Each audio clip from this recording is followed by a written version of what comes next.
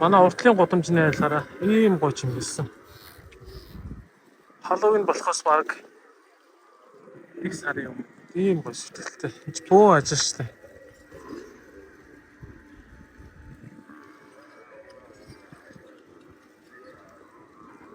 Хүүхдүүдийг баярлуулъя гэж.